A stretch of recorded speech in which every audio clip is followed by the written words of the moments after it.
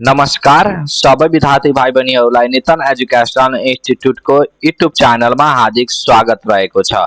गरिमा विकास bank लिमिटेडको trainee एसिस्टेन्सको एक्जामिनेसनको preparation गर्नु भइरहेको छ भने त्यसको सी लेभलमा इकोनोमिक्स अन्तर्गत तपाईँको माइक्रो इकोनोमिक र म्याक्रो इकोनोमिक र नेसनल तपाईँको इन्कम के गरिएको छ समावेश गरिएको रहेको छ र त्यही तपाईँको अन्तर्गत आज म हजुरहरूको माझमा लेक्चर क्लास तपाईँको 8 मा 50 वाला मल्टिपल चोइस क्वेशन हजुरहरूको माझमा लिएर उपस्थित भइसकेको रहेको छु। साथै तपाईँ गरिमा विकास बैंक लिमिटेडको ट्रेनी एसिस्टेन्स वा जुनसुकै पनि तपाईँको प्राइभेट बैंकको ट्रेनी एसिस्टेन्स, तपाईँको trainee customer assistant, junior trainee assistant, junior teller र तपाईँको म्यानेजमेन्ट ट्रेनीसम्मको एक्जामिनेसनको प्रिपरेसन गर्नको लागि इन्स्टिट्युटको खोजीमा हुनुहुन्छ भने हामीलाई कन्ट्याक्ट गर्न सक्नुहुँदो रहेको छ। तपाईँको राति 8 बजेदेखि लिएर 9:30 बजेसम्म तपाईँको जुमबाट लाइभ क्लास हुन्छ भने तपाईँ पेमेन्ट गरिहाल्नुहुन्छ भने 10 मिनटभित्र हजुरको रेकर्डेड भिडियो र पिडिएफ फाइल हजुरलाई हामीहरू के गरिदिन्छौँ अभाइलेबल गराइदिन्छौँ। अन्य जानकारीको लागि तपाईँको यहाँ व्हाट्सएप नम्बर स्क्रिनमा सो भइरहेको छ +977976476142 मा कन्ट्याक्ट गरी तपाईँ अन्य जानकारी लिन सक्नुहुँदो रहेको छ र तपाईँलाई जब नलागेसम्म हामीहरू के गर्छौँ सपोर्ट गर्छौँ। प्रश्न नम्बर तपाईको 1 मा माइक्रो इकोनोमिक्स डिल्स विथ तपाईको अप्सन ए मा दिएको रहेको छ इकोनोमिक हेज होल, त्यसपछि इन्डिभिजुअल इकोनोमिक युनिट्स, त्यसपछि तपाईको ग्लोबल इश्यूज र त्यसपछि तपाईको यहाँ नेशनल इन्कम रहेको छ। माइक्रो इकोनोमिक्स अप्सन दिएको मध्ये तपाईको कससँग डिल गर्छ तपाईलाई यहाँ भनिरहेको छ। प्रश्न नम्बर तपाईको 1 मा तपाईको माइक्रो इकोनोमिक डिल्स विथ र हामीहरुको 4 वटा अप्सन दिन्छ तपाईको मल्टिपल चोइस क्वेशनमा र तपाईको हामीहरु गरिमा विकास बैंक लिमिटेडको तपाईको हामीहरुको 70 वटा मल्टिपल चोइस क्वेशन आउँछ 70 मार्कको र तपाईको 30 वटा सब्जेक्टिभ क्वेशन तपाईको 30 मार्कको तपाईको सब्जेक्टिभ क्वेशन आउँदै रहेको छ। तपाई सी लेभल हेर्नु भएको छैन अहिलेसम्म भने सी लेभल हामीसँग के गरिहाल्नु होला हेरिहाल्नु होला। यसको तपाईको सही उत्तर अप्सन बी माइक्रो इकोनोमिक्स जुन रहेको छ तपाईको इन्डिभिजुअल इकोनोमिक युनिट के गर्छ साथमा डिल गर्दै रहेको छ। प्रश्न नम्बर तपाईको अब 2 मा हेर्नुस् के भनिरहेको छ the law of demand state that law of demand जुन रहेको छ त्यो के स्टेट गरिरहेको छ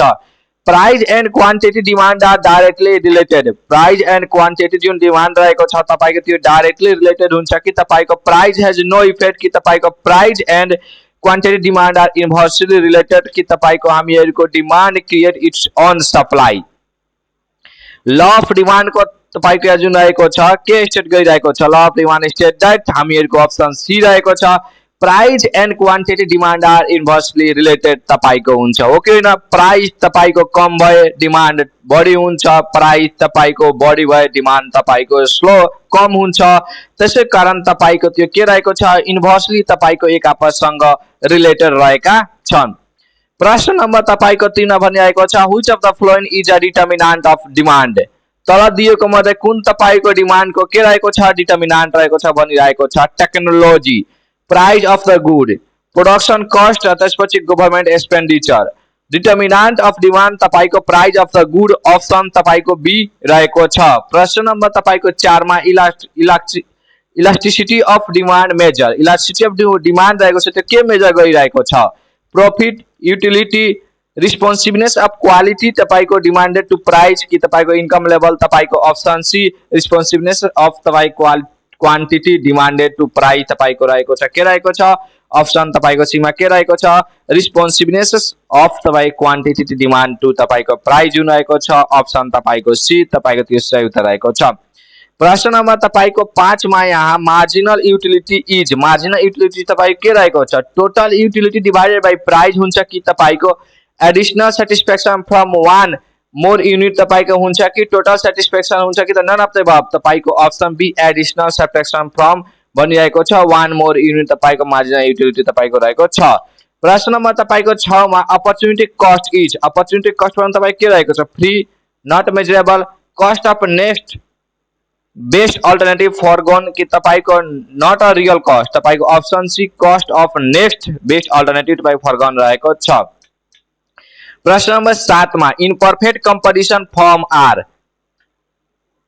प्राइज मेकर हुन्छ कि प्राइस टेकर हुन्छ कि मोनोपोलिस्ट हुन्छ कि तपाईको कोक्लुसिभ हुन्छ, के हुन्छ परफेक्ट कंपटीशन मा तपाईको फर्म आर प्राइस टेकर हुन्छ।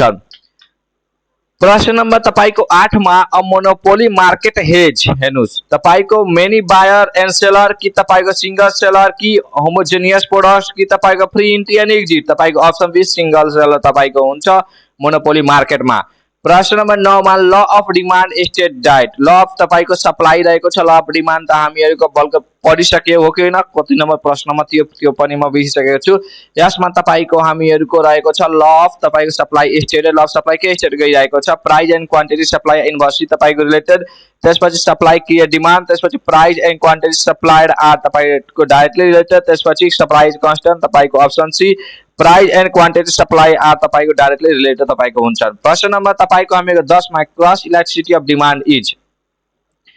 के रहेको छ, demand versus supply, price versus income, one product versus तपाईको अनदर प्रोडक्ट डिमान्ड, त्यसपछि नन तपाईको अप्सन सी तपाईको वान प्रोडक्ट प्राइस भर्सेस तपाईको अनदर प्रोडक्ट तपाईको के रहेको छ, डिमान्ड रहेको छ। प्रश्न नम्बर तपाईको 11 मा inelastic demand means inelastic demand भनेको तपाई के रहेको छ, quantity change a lot with price, quantity does not change much, त्यसपछि price falls demand rise rapidly, त्यसपछि तपाईको नो डिमान्ड। हजुरको कुन सही उत्तर छ, अप्सन तपाईको B quantity does not change much तपाईको रहेको छ। प्रश्न नम्बर तपाईको 12 मा इन डिफरेन्स कर्व्स आर तपाईको अपवर्डिङ sloping convex to the origin, तपाईको कन्केव टु द ओरिजिन, तपाईको अप्सन तपाईको यहाँ डी मा स्ट्रेट लाइन, तपाईको अप्सन तपाईको convex to the origin, option B सही उत्तर रहेको छ। प्रश्न नम्बर तपाईको 13 मा the budget line show, budget line तपाईको के शो गर्छ, तपाईको युटिलिटी मैक्सिमाइजेसन कि तपाईको इन्कम लेभल,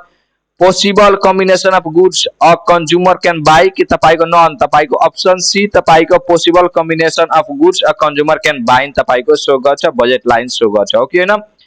प्रश्न नम्बर तपाईको यहाँ 14 मा कन्ज्युमर सप्लायर इज तपाईको हेर्नुस् एक्सेस डिमान्ड हो, excess supply, difference between what a consumer is willing to pay and actually pay, त्यसपछि रेभिन्यू तपाईको option C difference between what a consumer is willing to pay and actual pay तपाईको रहेको छ। प्रश्न number तपाईको हेर्नुस् 15 मा in market equilibrium equilibrium is achieve when तपाईको कुन हुन्छ, कुन मात्रै अचिभ हुन्छ, जब सप्लाई डिमान्ड भन्दा बढी हुन्छ कि तपाईको डिमान्ड सप्लाई भन्दा बढी हुन्छ कि तपाईको डिमान्ड जब सप्लाई सँग बराबर हुन्छ कि तपाईको प्राइस इन फ्लक्चुएट तपाईको अप्सन तपाईको C demand is equal to supply. प्रश्न नम्बर 16 मा micro economics is also called माइक्रोमा के भन्छ, एग्रीगेट तपाईको economics, price theory, income theory, classical theory, हजुरको अप्सन बी प्राइस थ्योरी भन्छ माइक्रो इकोनोमिक्सलाई, अर्को नामले पनि भन्छ प्राइस थ्योरी। प्रश्न नम्बर तपाईको हामीको 7 मा प्रोडक्सन पोसिबिलिटी कर्व इज तपाईको अपवर्डिङ स्लोपिङ लिनियर, त्यसपछि concave to the origin, convex to the origin के रहेको छ, अप्सन तपाईको C concave to the origin रहेको छ। त्यसपछि तपाईको प्रश्न नम्बर 18 मा which cost remain constant in the short run भनिरहेको छ, तपाईको fixed cost, variable cost, marginal cost र तपाईको टोटल कस्ट, कुन सही उत्तर छ, अप्सन तपाईको ए फिक्स्ड कस्ट सही उत्तर रहेको छ। प्रश्न नम्बर तपाईको यहाँ हेर्नुस् 19 मा तपाईको के रहेको छ, युटिलिटी इज मेजर इन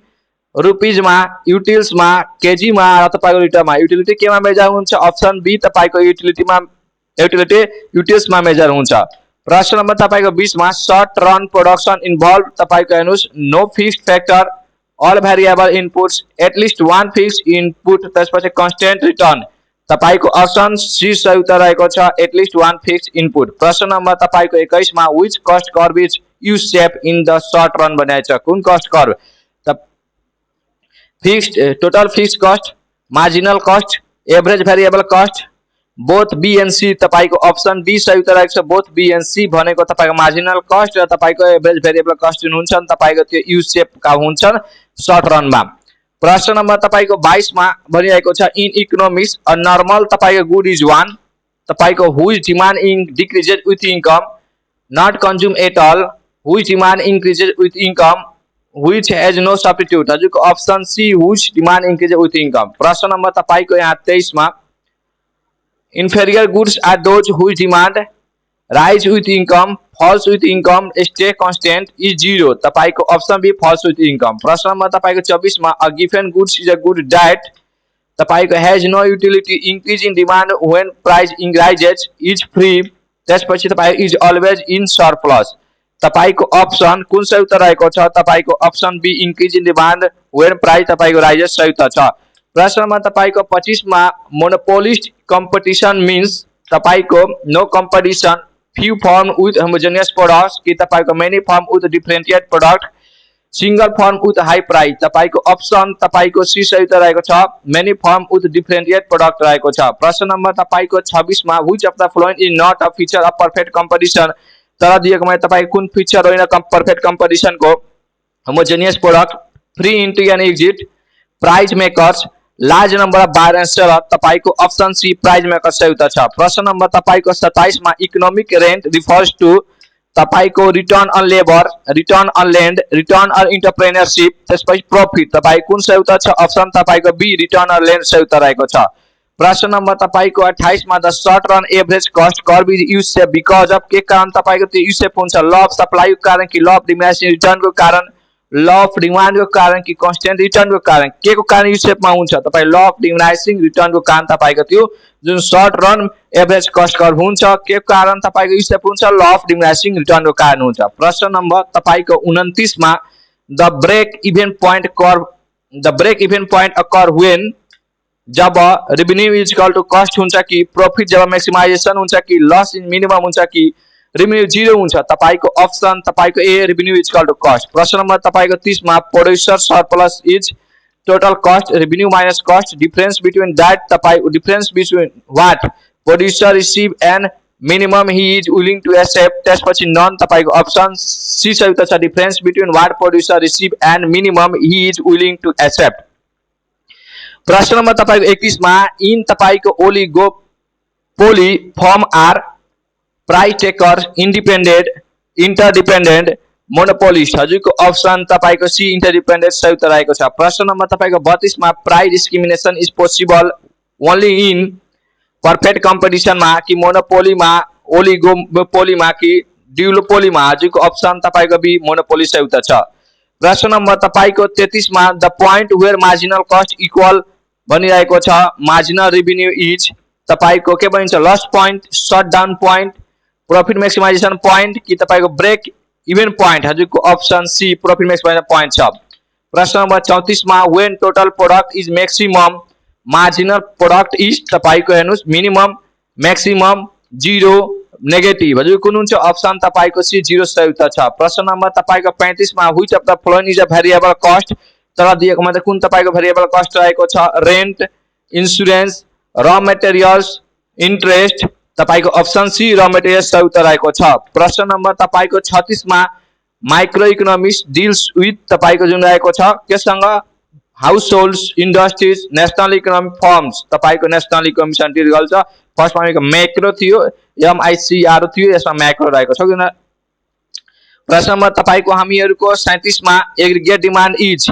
तपाईको डिमांड अफ वन इंडिविजुअल हो कि demand total demand in the economic हो कि तपाईको डिमांड अफ प्रोड्यूसर ओनली हो कि तपाईको गवर्नमेंट एक्सपेंडिचर हो, टोटल डिमांड इन इकोनॉमिक हो। प्रश्न नंबर तपाईको 38 मा full employment refers two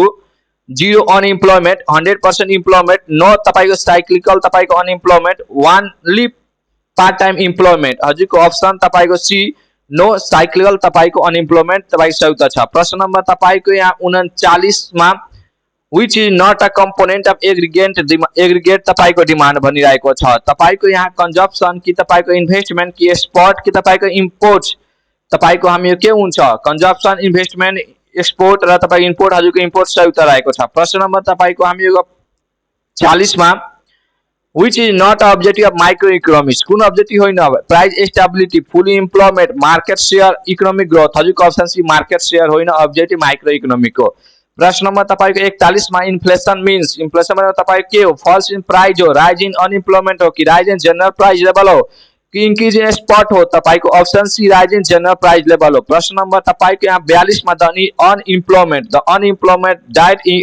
diet arises due to the economic recession is के भन्छ त्यसलाई हामी, फ्रिक्शनल, स्ट्रक्चरल, साइक्लिकल, सीजनल, तपाईको ऑप्शन सी साइक्लिकल सही उत्तर रहेको छ। प्रश्न नंबर तपाईको 43 मा which policy is used to control the inflation, कुन पोलिसी हामीको प्रयोग हुन्छ पोलिसी इन्फ्लेशन कंट्रोल गर्नको लागि, एक्सपेन्सनरी फिस्कल पोलिसी कि एक्सपेन्सनरी मोनेटरी पोलिसी कि कन्ट्रैक्शनरी तपाईको मोनेटरी पोलिसी कि नन, तपाईको ऑप्शन सी तपाईको हामी कन्ट्रैक्शनरी मोनेटरी पोलिसी। प्रश्न नंबर तपाईको मोनेटरी पोलिसी तपाईको हुन्छ मोनेटरी तपाईको पोलिसी।